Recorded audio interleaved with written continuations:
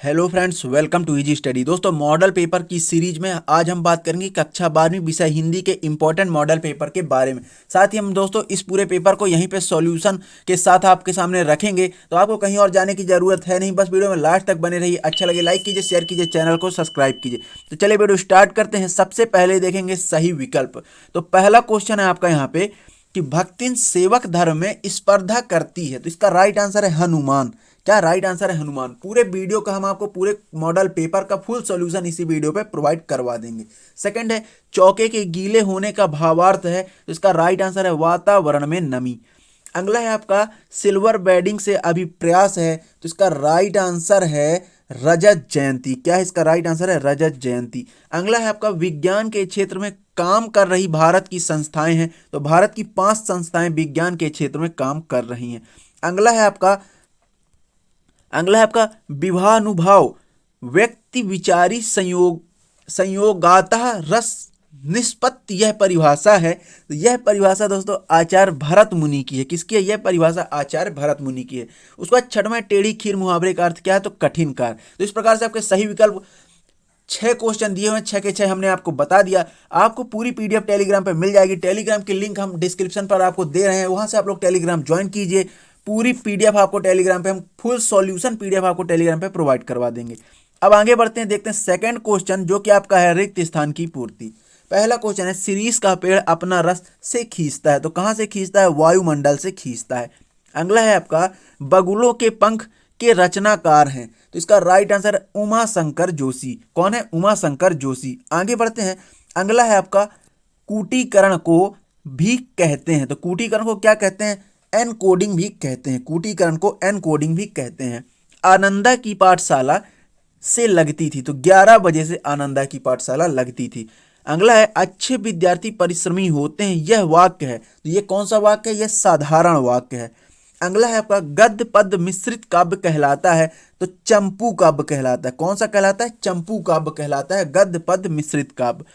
अगला सातवां है आपका आधुनिक काल के जनक, तो आधुनिक काल के जनक आप सबको पता है भारतेंदु हरिश्चंद्र है। कौन है आधुनिक काल के जनक? भारतेंदु हरिश्चंद्र है। आगे बढ़ते हैं, अब देखते हैं दोस्तों सही जोड़ी। ये मेरा सबसे फेवरेट काम है, सही जोड़ी मिलान करना। तो यहाँ पे देख लेते हैं, पहला है पहलवान की ढोलक, तो इसका आंसर है आपका फणीश्वर नाथ रेणु। आपको मैं मिलान कर देता हूं, इसका आंसर है फणीश्वर नाथ रेणु। अगला है हरिवंश राय बच्चन, तो इसका राइट आंसर है आत्म परिचय। क्या है इसका राइट आंसर? है आत्म परिचय। ये मिल गया। उसके बाद अगला है आपका अतीत के पांव, तो इसका राइट आंसर है यात्रा वृतांत। क्या है इसका राइट आंसर? यात्रा। अतीत के पांव का आपका राइट आंसर है यात्रा वतांत। क्या है? यात्रा वतांत। अगला है आपका हिंदी भाषा की लिपि, तो क्या है? देवनागरी है। क्या है हिंदी भाषा की लिपि? क्या है? हिंदी भाषा की लिपि है देवनागरी। ये लीजिए। अगला है आपका शब्द गुण, तो शब्द गुण इसका राइट आंसर है मधुर ओज व प्रसाद। इसका क्या राइट आंसर है? मधुर ओज व प्रसाद। इसका ये राइट आंसर है शब्द गुण का मधुर ओज व प्रसाद। उसका लास्ट है दोस्तों, यहाँ पे लास्ट है समाचार लेखन के, तो इसका राइट आंसर है 6 ककार। क्या है इसका राइट आंसर? है 6 ककार। यहां से ये लीजिए 6 ककार इसका राइट आंसर। तो इस प्रकार से हमने देखिए अलग अलग कलर से आपकी सही जोड़ी मिला दी है, तो आपको कंफ्यूजन नहीं होगी। आप लोग देख लीजिए। बाकी आपको पूरी पीडीएफ तो हम प्रोवाइड करवा ही रहे हैं, तो आपको किसी प्रकार की दिक्कत की लेने की कोई आवश्यकता है नहीं। बस आप लोग वीडियो लास्ट तक देखिए। अगला है आपका प्रश्न नंबर 4 है निम्नलिखित प्रश्नों के उत्तर एक वाक्य में लिखिए। तो आपका यहाँ पे ये पहला क्वेश्चन दिया हुआ है। पहला क्वेश्चन आपका दिया हुआ है यहाँ पे कि राजभाषा से आप क्या समझते हैं। यहाँ पे आपका ये पहला क्वेश्चन दिया हुआ कि राजभाषा से आप क्या समझते हैं। तो इसका राइट आंसर है दोस्तों राजभाषा वह भाषा है जो देश के राजकीय कार्यों के प्रयोग की जाती हो। ठीक, राजभाषा वह भाषा जो देश के राजकीय कार्यों के लिए प्रयोग की जाती है, राजभाषा कहलाती है। सेकंड है आपका यहाँ पे कविता का पहला उपकरण क्या है, तो कविता का पहला उपकरण शब्द है। तीसरा है यशोधरा बाबू ने मैट्रिक की परीक्षा किस स्कूल से पास की थी। आपका थर्ड है यहाँ पे, तो इसका आंसर है अल्मोड़ा के रेमजे स्कूल। कहाँ? अल्मोड़ा के रेमजे स्कूल। चौथा है आपका मैं पढ़ लिख कर वकील बनूंगा, अछूतों के लिए कानून बनाऊंगा और छुआछूत को खत्म करूंगा। कथन किसका है? तो इसका आंसर है डॉक्टर भीमराव अंबेडकर। इसी प्रकार पांचवा है कविता पंख लगाकर कहाँ कहाँ उड़ सकती है। तो हम आपको इसका सीधे आंसर यह लिख सकते हैं कि वह एक घर से दूसरे घर तक उड़ सकती है। अब अगर इसको विस्तार से लिखना है तो इसका आंसर यह होगा कि मानव के आंतरिक व बाह्य रूप में उड़ान भरती है, वह एक घर से दूसरे घर तक उड़ सकती है। उसका छठवां है आपका यहाँ पे, राजा ने लुट्टन से क्या कहा। तो इसका आंसर है राजा साहब ने लुट्टन को 10 रुपए का नोट दिया, उसकी हिम्मत की प्रशंसा की तथा मेला देखकर घर जाने के लिए नसीहत दी। तो इसका ये राइट आंसर है। उसका सातवां है आपका, महाकाव्यों में किन किन रसों की प्रधानता रहती है। तो इसका राइट आंसर है इनमें शांत रस, वीर रस अथवा श्रृंगार रस में से किसी एक की प्रधानता होती है महाकाव्य में। तो इस प्रकार से आपके एक वाक्य में उत्तर हो गए। आगे बढ़ते हैं, अब देखते हैं सत्य असत्य। तो सत्य असत्य देख लेते हैं। आपका यहाँ पे है पहला, क्रिया की विशेषता बताने वाले शब्द क्रिया विशेषण होते हैं। तो ये आपका क्या है, सत्य है। जी हाँ, ये आपका एकदम राइट है कि क्रिया की विशेषता बताने वाले शब्द क्रिया विशेषण होते हैं। अगला है आपका, शब्द शक्ति 4 प्रकार की होते हैं। तो सेकंड आपका जो है गलत है, सेकंड आपका रॉन्ग है। शब्द शक्ति 3 प्रकार की होती हैं, अभिधा, लक्षणा और व्यंजन। क्या, अभिधा, लक्षणा और व्यंजन। थर्ड है आपका, सिंधु घाटी सभ्यता में पत्थर और तांबे का प्रयोग होता था। तो ये आपका राइट है, थर्ड आपका राइट है। अगला है आपका, लेखन का आशय यांत्रिक हस्त कौशल से होता है।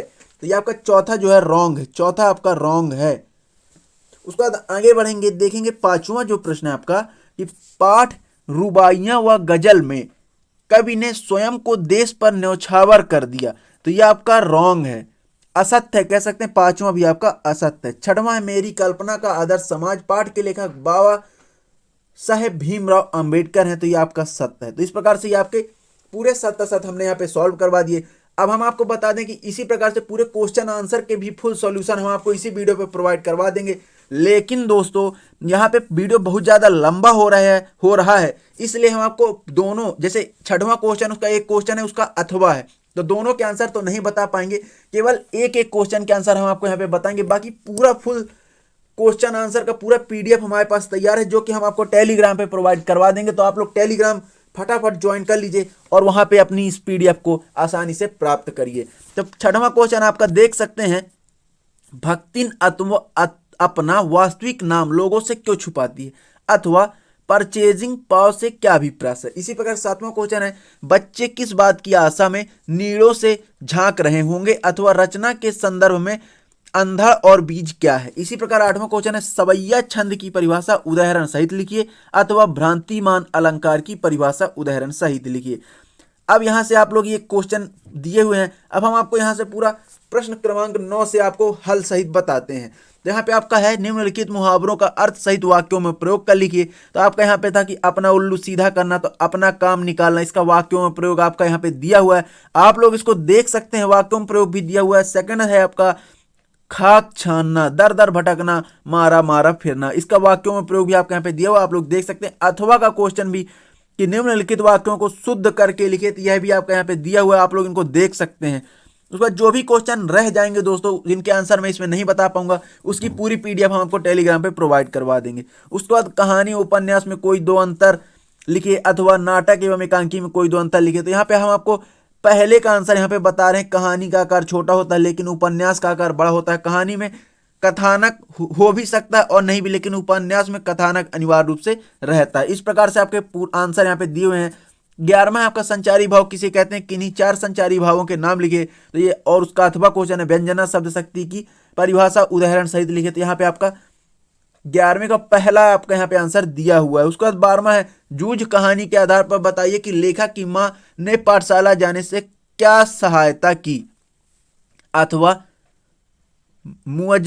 मोहनजोदड़ो के घर की कोई दो विशेषताएं लिखिए। तो ठीक यहाँ पे हम आपका ये आप देख सकते हैं कि 12वें का हमने पहले का आंसर यहाँ पे दिया हुआ है। उसके बाद ऐसे 13वां क्वेश्चन है, फीचर लेखन से क्या आशय है, अथवा बिंब क्या है, कविता में बिंब का क्या अर्थ है। तो यहाँ पे हमने आपका इसका भी आंसर यहाँ पे दिया हुआ है। जो भी आंसर नहीं हो पूरा पीडीएफ हम आपको टेलीग्राम में प्रोवाइड करवा देंगे। 14वां क्वेश्चन आपका, भाव पल्लव कीजिए कर लिखिए, मुल्क बदल जाए वतन तो वतन होता है, अथवा उपसर्ग एवं प्रत्यय में अंतर लिखते हुए दोनों में एक एक उदाहरण दीजिए। तो यहाँ पे हमने इसका भी आंसर आपको भाव पल्लव वाले का आंसर यहाँ पे दिया हुआ है। उसके बाद छायावाद, 15वां क्वेश्चन है, छायावाद की दो प्रवृत्तियां लिखते हुए छायावाद के दो कवियों के नाम लिखिए, अथवा प्रगतिवाद की दो प्रयुक्तियां लिखते हुए दो प्रगतिवादी कवि के नाम लिखे। तो यहाँ पे भी हमने यहाँ पे दिया हुआ है, आप इसको देख सकते हैं। ठीक, उसके बाद है आगे 18वां क्वेश्चन है, फणीश्वर नाथ रेणु अथवा हजारी प्रसाद द्विवेदी की निम्न बिंदुओं के आधार पर साहित्यगत विशेषताएं लिखिए। तो और इनकी दो रचनाएं और भाषा शैली लिखना था। यहाँ पे हमने यहाँ पे हजारी प्रसाद द्विवेदी जी का यहाँ पे लिखा हुआ है, फणीश्वर नाथ रेणु का हम आपको पीडीएफ में प्रोवाइड करवा देंगे, तो आप इसको देख सकते हैं। उसके बाद अगला क्वेश्चन है, कुंवर नारायण अथवा रघुवीर सहाय की काव्यगत विशेषताएं लिखिए। इनकी आपको रचनाएं लिखनी है दो, और भाव पक्ष कला पक्ष। तो यहाँ पे हमने कुंवर नारायण का आपके सामने यहाँ पे रखा है, बाकी हम आपको रघुवीर सहाय की आपको टेलीग्राम पे प्रोवाइड करवा देंगे। ठीक, उसके बाद 18वां क्वेश्चन आपका कि आधुनिक भारत इस शीर्षक पर एक अनुच्छेद लिखिए, अथवा जनसंख्या समस्या इस शीर्षक पर डॉक्टर तथा नागरिक का संवाद लिखिए। तो आपका ये देखिए हमने इसका यहाँ पे दिया हुआ है आधुनिक भारत, एक आंसर हमने यहाँ पे आपको प्रोवाइड करवा दिया, सेकंड आंसर हम आपको टेलीग्राम पे पीडीएफ के माध्यम से प्रोवाइड करवा देंगे। इसी प्रकार ये 18वां क्वेश्चन आपके सामने यहाँ पे दिया हुआ है कि निम्नलिखित अपठित गद्यांश काव्यांश के प्रश्नों के उत्तर लिखे। तो आपके ये क्वेश्चन आंसर हमने पूरे क्वेश्चन आंसर सहित यहाँ पे लिख दिया है, तो आपको इसमें कोई ज़्यादा दिक्कत की बात है नहीं। आप ये देख सकते हैं कि यहाँ पे इस गद्यांश का उचित शीर्षक क्या है, तो संस्कृति का महत्व है। इसी प्रकार 3 क्वेश्चन है, तीनों के आंसर यहाँ पे दिए हुए हैं। इसी का अथवा एक पद्यांश दिया हुआ है, इसमें भी क्वेश्चन आंसर है। उसके बाद 20वां क्वेश्चन आपका यहाँ पे दिया हुआ कि पद्यांश के संदर्भ प्रसंग सहित व्याख्या लिखिए। तो हम आपका यहाँ पे पूरा अथवा वाले का यहाँ पे हम आपको पूरा आंसर दे रहे हैं, संदर्भ प्रसंग व्याख्या सहित आपको हमने यहाँ पे प्रोवाइड करवा दिया है। 21वां भी क्वेश्चन है कि निम्नलिखित गद्यांश की संदर्भ प्रसंग सहित व्याख्या लिखिए। तो यहाँ पे हमने इसका भी पूरा संदर्भ प्रसंग सहित व्याख्या यहाँ पे प्रस्तुत कर दिया है, तो आप लोग इसको देख सकते हैं। अथवा वाला हम आपको टेलीग्राम पे प्रोवाइड करवा देंगे। इसी प्रकार 22वां क्वेश्चन है, उत्तर पुस्तिका के पुनर्मूल्यांकन हेतु सचिव माध्यमिक शिक्षा मंडल भोपाल को आवेदन पत्र लिखिए, अथवा अपने मित्र को हायर सेकेंडरी कक्षा 12वीं की परीक्षा में प्रथम श्रेणी उत्तीर्ण होने पर बधाई पत्र लिखिए। तो हम आपको यहाँ पे पहले वाले का आंसर यहाँ पे प्रोवाइड करवा रहे हैं, और बधाई पत्र हम आपको टेलीग्राम पे प्रोवाइड करवा देंगे।